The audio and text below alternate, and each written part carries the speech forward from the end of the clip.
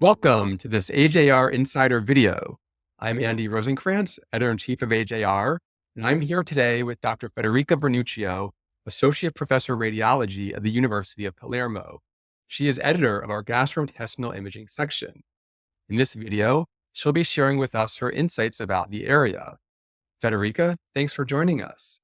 Thanks, Andy, for having me. I'm really delighted to be here. Can you tell us about your background in gastrointestinal radiology? I'm an abdominal radiologist since 2018. I did my residency at the University of Palermo. Then I did a fellowship in abdominal imaging at Beaujon Hospital in France, where I trained on liver and pancreatic imaging mainly. Then I was very lucky because I had the possibility to have a spot at the abdominal imaging section at Duke University in North Carolina. And over there, I stayed for almost 1 year, and I trained even more on liver imaging and spectral imaging overall. Then I came back to Italy, and I worked at the University of Padua, which is one of the oldest universities in Europe. And over there, I was focused on liver, pancreatic, bowel imaging.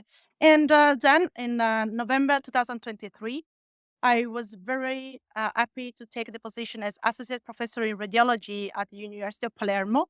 Here, I'm mainly focused in abdominal imaging, and I'm very proud to say that I'm the first human to take an appointment as faculty in radiology at the University of Palermo. This is the main reason why I came back, and I'm maybe really dedicated to abdominal imaging here. Let's move on now to the journal section. What trends have you observed for recent AJR submissions in GI? Well, I've been section editor for GI since 1 year and a half. And during this almost 2 years, I've seen that there have been three main areas of interest. First of all, let's say on ultrasound, and namely on the novelties in techniques and use of sonazoid. With regard to techniques, there have been lots of papers, lots of submissions related to improving diagnostic accuracy for steatosis, hepatic steatosis, hepatic fibrosis. With regards to sonazoid, which is a novel contrast that is used on contrast enhanced ultrasound, there have been several submissions on the influence of this contrast for diagnostic imaging in hepatocellular carcinoma. Then we have had several submissions for metabolic associated fatty liver disease, not only on ultrasound, but also on MRI for, again, quantification of hepatic steatosis and fibrosis. And an important thing is that I expect that this is also what will be important in the next future, and we will discuss about it probably later. So the third thing that I want to say is that we had lots of submission for improvement of image quality and abdominal imaging protocols. Many of these have analyzed the perception of image quality in abdominal imaging with the new AI algorithms. What do you see as areas of priority for publishing in GI over the coming year? There are some tips that are in common with the different sections. When you are going to submit something in AJR, think, is my study novel? Does my study has a clinical impact? May I perform this study at my institution?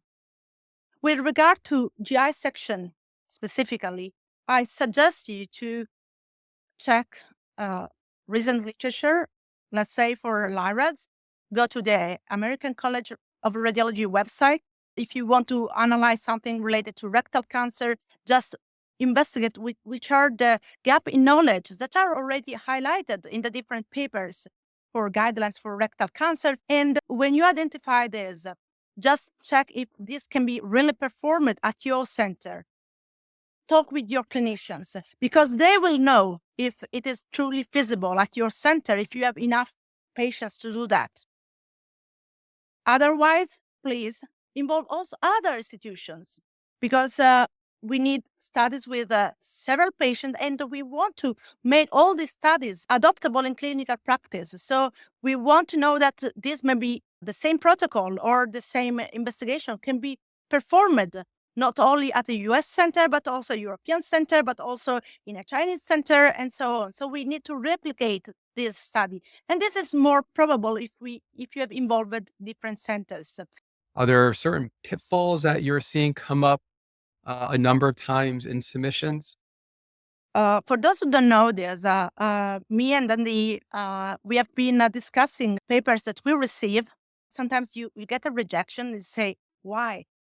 We think sometimes that those papers are really good, but we find that there might be, you have the data, you authors, I'm referring to you, you have the data, but sometimes the angle was not really truly related to something that has a clinical impact. So whenever you look at your data, you have to ask yourself, how can I analyze my data to answer clinical gaps? And once you have performed your study, before writing the discussion section, think which are the main three clinical messages that you want to provide the readers. And again, talk with your clinicians, with your surgeons, with the surgeons at your center, and tell them, what do you think about this message? Is truly clinical helpful in clinical practice? Will this change your practice in the next future? Those are good pointers. Anything else that you'd like for our listeners to know? I want to let you know that AJR and our section is open to all submissions. So there is no preclusion at the beginning. So we analyze each study very carefully. And whenever, if you have any doubts, this is an open editorial board. We discuss it. We are open to the authors. We are here for you. So just write us. We are very glad to answer your questions also in the next future for every submission. Federica, thanks for joining us. Thanks. My pleasure.